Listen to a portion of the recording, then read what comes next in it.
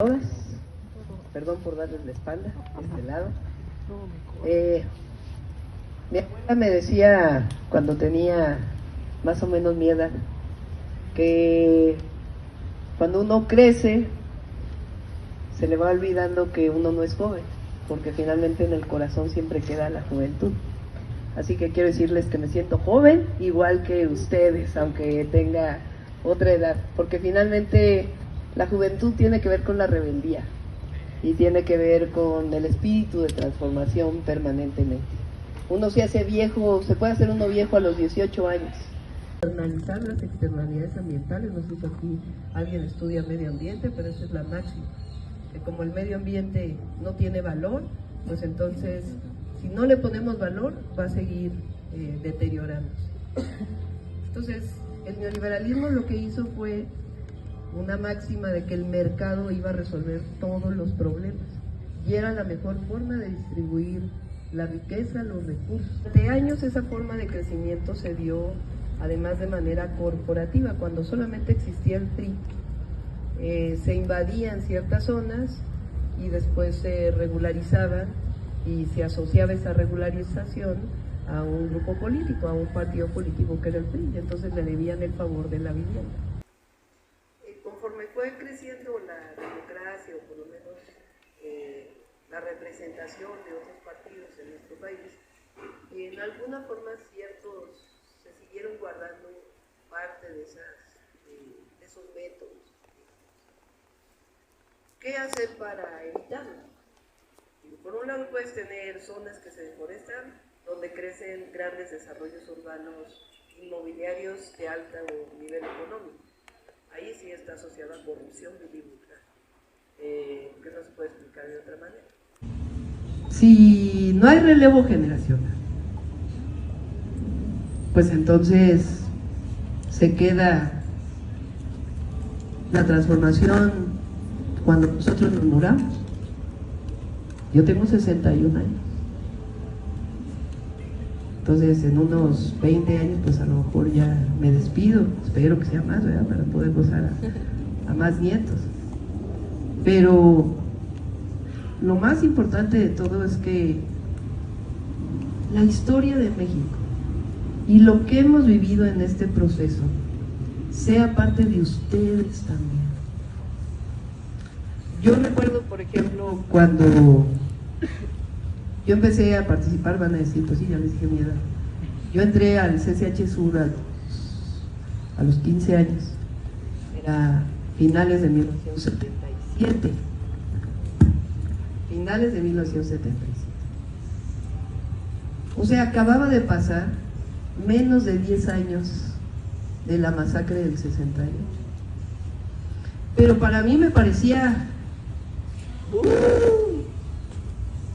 ¿Por qué? Pues porque yo tenía 6 años. Y claro, de los 6 a los 16, pues te parece que esos 10 años son la historia de México completa que está en el pasado. Y esas historias nunca se nos deben olvidar, porque hoy gozamos de una libertad que es producto de la lucha de muchas y muchas y muchas generaciones que permitieron que viviéramos en un país de libertad, en un país que cada vez es un país más de derechos. Entonces me da mucho gusto estar con ustedes. Yo me sigo sintiendo joven, aunque sea abuela, porque al final el espíritu de transformación nunca se olvida. Fíjense, cuando hablamos de inseguridad, ¿a quién le echamos la culpa? Al gobierno, al ejecutivo, ¿no? Sí. Pero, a ver, un delincuente delinque, se abre una carpeta de investigación. ¿Aquí quién estudia derecho? Un policía puede tener en flagrancia a una persona. ¿Quién hace la carpeta de investigación? El Ministerio Público, a partir de lo que le dice el policía si detuvo en flagrancia. O si hay una denuncia, ¿quién hace la investigación? El policía de investigación de la Fiscalía. ¿Y quién hace la carpeta de investigación? El Ministerio Público. ¿Y quién detiene al delincuente? Pues ya la policía ministerial, a partir de una carpeta de investigación.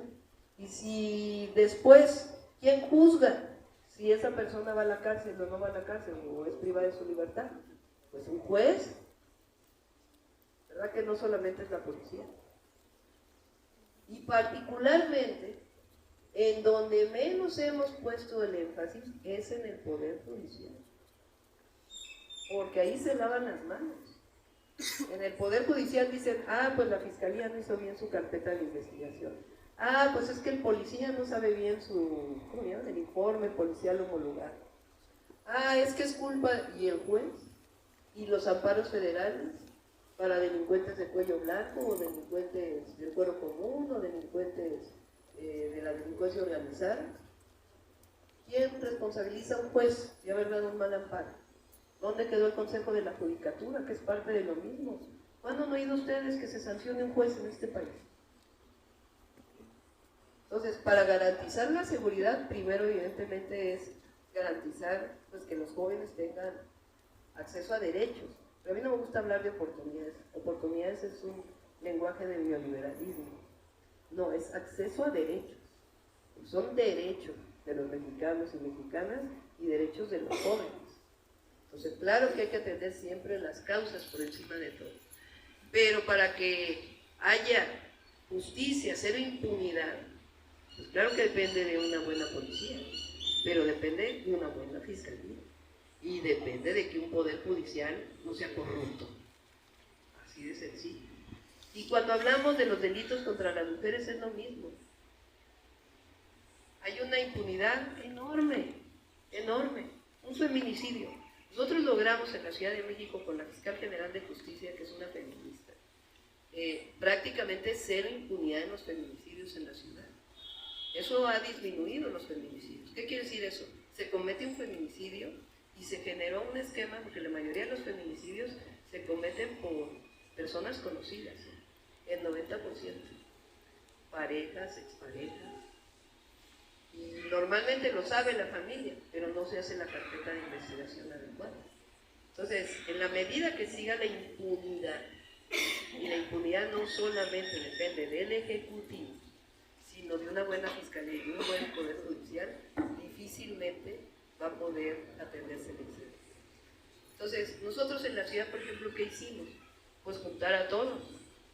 Nosotros le dimos capacidad a la policía de hacer investigación de inteligencia y que se coordinara con la fiscalía. Y yo tenía sentado en mi gabinete de seguridad a la policía, a la Secretaría de Bienestar, que eran los que tenían información desde las colonias de lo que estaba pasando, a la Fiscalía General de Justicia y al Poder Judicial, porque también es responsabilidad del Poder Judicial construir la paz. Por supuesto, es parte de una sociedad que quedó muy deteriorada después de la guerra contra el narco, pero tiene que ver, yo digo, con las dos partes: atención a las causas y un proceso de salubridad, pero depende no solo del Ejecutivo. Bueno, espero haberles contestado sus preguntas. Fíjense que, bueno, yo siempre he creído que la violencia contra las mujeres, se habla mucho del empoderamiento de las mujeres, y es cierto, ¿no? En realidad, ONU Mujeres ahora habla de la autonomía de las mujeres, la autonomía económica, la autonomía física, la autonomía psicológica, la autonomía política, que tiene que ver con que las mujeres seamos consideradas personas. Eso decía Angela Davis y eso decía Elvia Carrillo Puerto, una de las primeras feministas en México. Esencialmente lo que queremos las mujeres es, no queremos más, pero tampoco queremos menos. Queremos ser tratadas como personas sin discriminación. Y para ello necesitamos la autonomía y no depender de nadie económicamente, porque si no, difícilmente vamos a poder obtener nuestra autonomía. Pero muchas veces la violencia contra las mujeres, aquella que hemos sufrido, todas las mujeres de una u otra manera hemos vivido violencia en nuestro país. Y muchas veces la violencia nos minimiza, nos hace chiquitas, sobre todo la violencia física, la violencia psicológica, nos hace sentir menos, nos disminuye, nos enconcha. Y yo por eso siempre digo a las mujeres, es que por encima de todo hay que salir adelante. y jamás que no permitamos que nadie nos haga sentir menos, ni nosotras mismas ni nadie a nuestro alrededor, o producto de que fuimos víctimas de violencia. Y yo he aprendido eso a lo largo de mi vida, quizás porque tuve una madre que me abrió ese espacio, y ella se abrió espacio por su propio esfuerzo. Pero creo que en este momento, y yo lo digo así, la transformación, la cuarta transformación, no solamente está transformando muchas cosas de la vida pública, sino también la participación de las mujeres en la vida pública. Porque hoy habemos muchas más mujeres en la vida pública. Y el que hayamos más mujeres en la vida pública, pues lo que hace es que otras mujeres digan, pues sí se puede. Son símbolos. Francia Márquez, la vicepresidenta de Colombia, tuve la oportunidad de participar con ella en una mesa redonda. Ella pues es afrodescendiente y ha sufrido un nivel de discriminación, ya ha sido una líder de una lucha histórica por la defensa de la justicia ambiental y la justicia de las mujeres. Y ella decía que el solo hecho, que no es suficiente, pero que el solo hecho de que hubiera una vicepresidenta afrodescendiente, mujer, pues evidente es un símbolo en Colombia que abre espacios. Bueno, educación pública, no sé si es. Durante todo el periodo del neoliberalismo, se caracterizó en relación a la educación pública por dos elementos fundamentales. Uno, restringir la matrícula, disminuir la matrícula. Hay algunas universidades como la UDG, por ejemplo, particularmente Educación Media Superior, que amplió la matrícula, pero en general, en todo el país, se crearon muy pocas universidades. Si acaso el Tecnológico de México permitió abrir espacios, pero se cerraron los espacios para los jóvenes, con dos criterios. Esta idea de que mientras más restrictivo es el ingreso, mientras más difíciles son los exámenes de admisión, más calidad educativa hay. ¿Le suena? Es decir, te tengo que poner un examen dificilísimo porque así puedo garantizar que es una universidad de calidad. Esa es una máxima del neoliberalismo. O la otra, disminuir la matrícula porque en realidad pues no hay interés de que los jóvenes estudien la carrera universitaria, porque finalmente lo que se quería en el país durante tantos años pues era mano de obra barata. Fue un modelo de desarrollo basado en el desarrollo de maquila desde el primer tratado de libre comercio. Entonces, ¿para qué tener jóvenes universitarios si lo que se quería pues era mano de obra barata? Entonces, eso asociado a que crecieron las universidades privadas, no porque está mal que crezcan las universidades privadas, el problema es cuando no crecen las públicas y solamente te queda la privada. Entonces lo que tienes pues es una carencia de oferta educativa que impide que los jóvenes estudien en la universidad.